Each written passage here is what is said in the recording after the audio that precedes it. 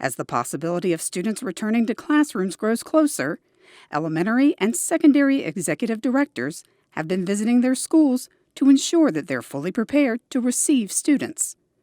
These guided walkthroughs are designed to confirm that CDC guidelines and district-developed checklists are being implemented at every school in the district. I'm at Larchmont today because of the reopening of schools eventually, and Dr. Peterson has been so kind to take me around to each of the classrooms, and I've been to the little clinic that he has prepared and the office and how kids will be received and how kids will be dismissed in the afternoons. One of the biggest things is the social distancing that we want to ensure that our youngest children follow, because when you have 5- and 6-year-old students, it's very hard to keep them apart. So we put down over 400 paw prints throughout the building on every hallway and stairwell to give the children a visual reminder of what 6 feet looks like, especially for our youngest students. I mean, it's a wonderful opportunity to see what our staff, the amount of work they have put into this virtual learning environment.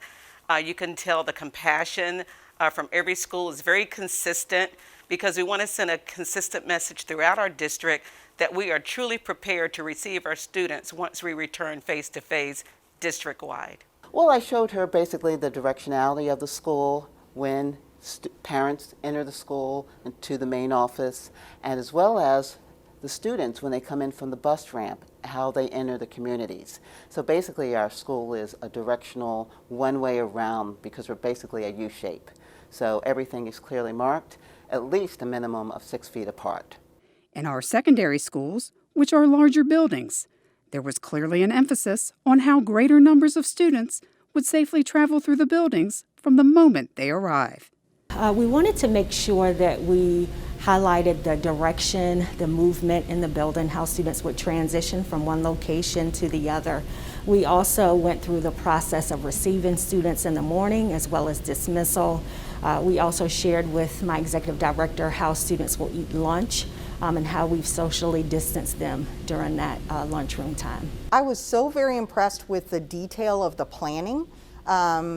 Ms. Wade Jenkins and her team has been meticulous in ensuring that they have looked at every angle, every possibility, knowing how their kids will move through the building, knowing where the hot spots may be, and planning proactively for that to ensure their safety.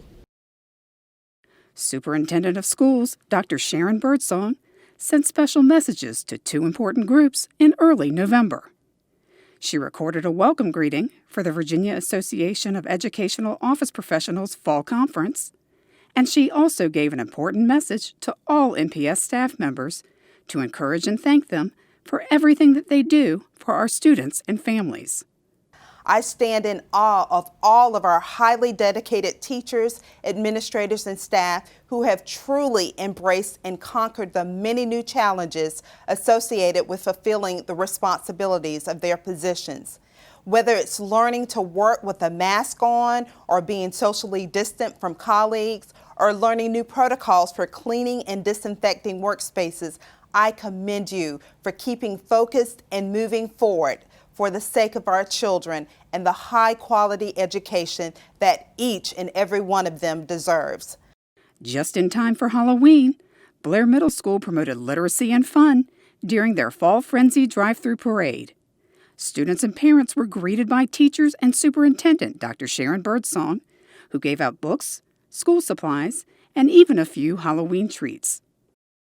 On November 5th, Norfolk Public Schools held its first ever virtual specialty program showcase on Channel 47 and YouTube. Every specialty program in middle and high school was prominently featured during this informative event. In case you missed it, each program's presentation is currently located on the NPS YouTube channel and our website.